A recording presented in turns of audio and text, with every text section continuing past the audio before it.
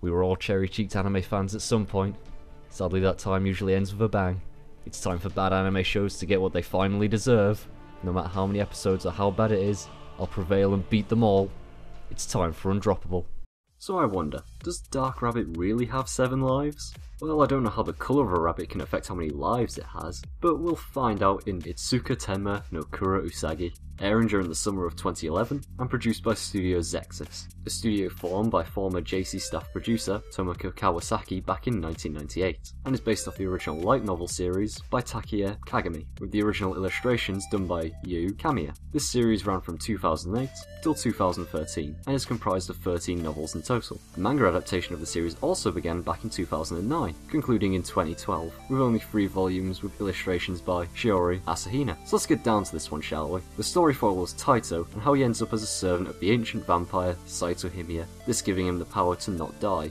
Within a limitation, that is, as he can only die 7 times every 15 minutes. Any more than that within the time frame, and it's game over, which allows him to be brash at the start of fights, but still retaining that element of danger as the fight progresses further and further. As if things get dire, he has to try and last until the 15 minutes are up so he can try again. The plot is very all over here, as we start with Hinata as the main bad guy, since he sealed Himiya the first time round along with killing his parents. He also contracted demons to his command, you know, the usual bad guy stuff. But Taito and Himiya team up with his brother, Gekko, and his familiar Mirai, beating him at the end of episode 2. Oh yeah, and Mirai was originally Hinata's familiar, but she then left him to be Gekko's, as Gekko beat her and sealed her powers, that for some reason can only be unsealed with a kiss now. We then get stuff with Himiya and how while she was sealed she made another vampire called Balaskra, which is hopefully how you pronounce that name, who comes back to start up shit about how he is the only one who can care for Himiya,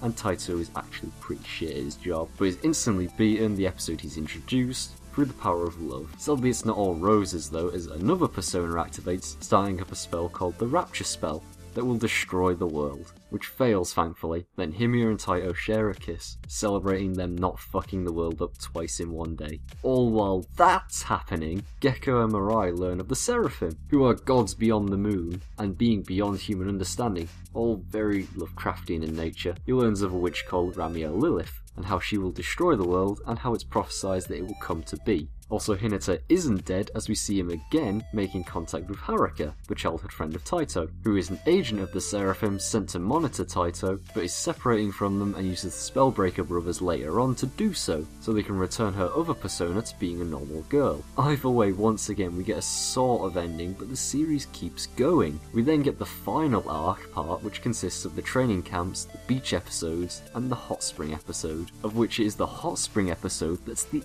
end of the series. Taito also goes power hunting, meeting Adelka, who helped Himiya bring Taito back to life after the fight with Hinata, in exchange for most of Himiya's power. So yeah, that's it. This series has 3 different ending parts that have drama and conflict in them, but chooses the comedy Hot Springs episode to end it on. In case you didn't guess, the way the episodes are set out is both confusing and infuriating. They also commit the biggest crime any fantasy series can do, that is not explaining anything. What I mean is, they explain things, but it's only in the context of their world, leaving the viewer confused as we have no bearing of what it means. A good example is when Taito gets his familiar, and he asks why his new familiar was imprisoned. They tell him how he attacked and killed something while being a familiar to someone else, but we don't know or have seen any of what they explain, so we have no idea if it's good or bad, or even how powerful he is because he did it. They also leave parts unexplained, such as how they keep drawing attention to how Izumi has to take medicine, but never saying why other than hinting that she may have a limited time left on this earth. The design of the show I love. It looks really nice, and the way Himiya's hair moves is really lovely, and it really shows how otherworldly she is with such a simple thing. The designs of Adelka and the Seraphim are also pretty cool. The way they've made them look beyond this world is fascinating. The different endings for both Himiya and Mirai are also a nice touch, along with the preview part, following those two rushing to school in the morning and how different they both act. However, they also overuse the Dutch angle to almost Battlefield Earth levels.